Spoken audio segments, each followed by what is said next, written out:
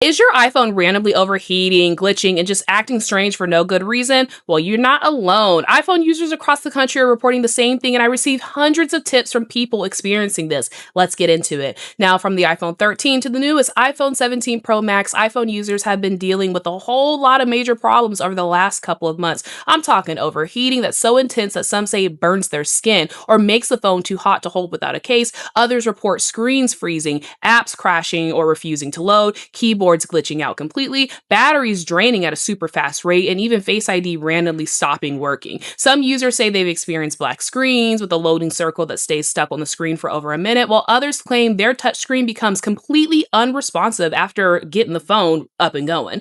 Now, a lot of people have tried all the basic fixes like closing apps, keeping the phone out of direct sunlight, removing cases, but nothing is working. And y'all want to know one theme that came up over and over again in these tips that I got?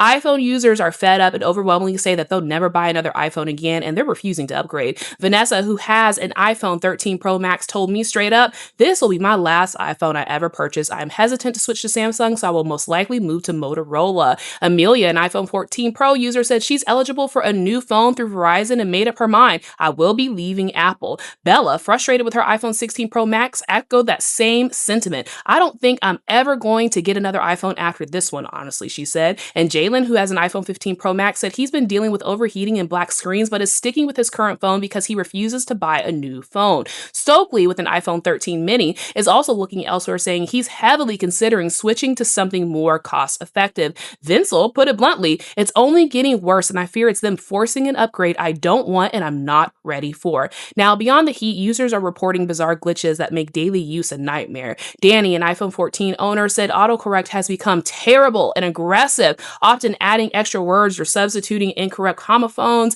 And she said that she spends more time fixing the mistakes than it fixes hers. She also discovered that Maps data was taking up a staggering 16.84 gigabytes of storage on her phone, even though she doesn't even have the Maps app downloaded. "It's mysteriously grown without me interacting," she said. Austin, with an iPhone 16 Pro, shared that his Face ID stopped working in early June, and now his iPhone gets uncomfortably hot in his pocket while the battery drains fast. Alondra, who upgraded from an iPhone 13 to the iPhone 17 Pro Max, said her new phone overheats, the screen freezes, the keyboard glitches, and talk to text makes more mistakes than ever before. Kylie, also on an iPhone 16 Pro Max, said the keyboard types random letters and words that aren't even close to what she pressed, and her phone opens and closes apps on its own. Meanwhile, Chris, with an iPhone 13 Pro, said overheating forces him to turn his phone off for 10 minutes at a time, and app icons sometimes appear as broken, blank images. So, what could possibly be the cause? Well, Apple has yet to comment. iPhone users are speculating. Some are pointing to excessive summer heat or poor manufacturing. Some reports say that Apple's new AI updates are the culprit to the overheating issues.